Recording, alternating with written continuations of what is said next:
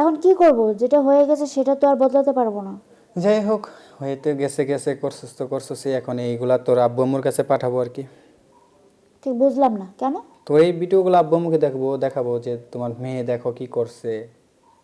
আসলে আপনার উদ্দেশ্যটা কি সত্যি করে বলেন তো? আপনি ভিডিওটা পাইছেন, ভিডিওটা কাউকে আগেই দেখালেন না, সর্বপ্রথম আমাকেই দেখালেন, আবার ছবিগুলোও আমাকে দেখালেন, সব কিছুই বুঝলাম। এখন আবার হুমকিও দিচ্ছেন, আসলে উদ্দেশ্যটা কি বলেন তো?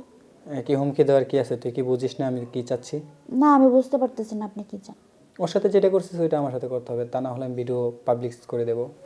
কি? হ্যাঁ। আপনার কি মাথা ব্যথা খারাপ হয়ে গেছে? আপনি কি পাগল হয়ে গেছেন? আমি আমি কিন্তু পাগল না। সম্পর্কে আপনার ভাগ্নি হই।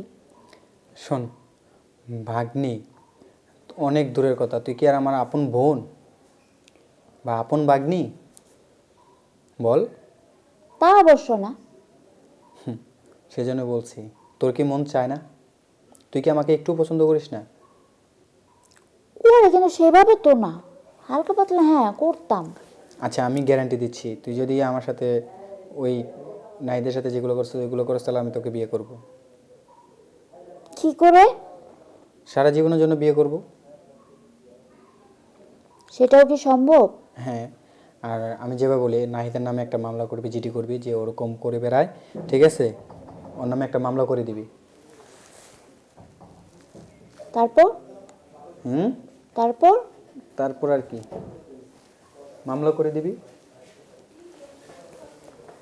মামলার পর এখন এটা তো আমি মন্দ নয়। ওর সাথে যেটা করছিস সেটা কি আমার সাথে করবি?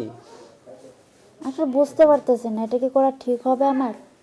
ঠিক হবে কিনা জানি না, তবে আমি চাই। তোর কি মন চায় না? তুই তো একবার করেছিস, কেমন মজা দিয়েছে?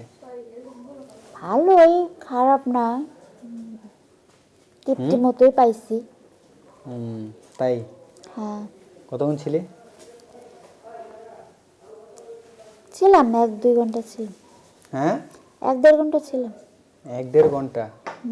ও ছিল এতক্ষণ? হ্যাঁ ছিল। হুম। ছিল। আচ্ছা, আমি তোর সাথে পরে কথা বলতেছি।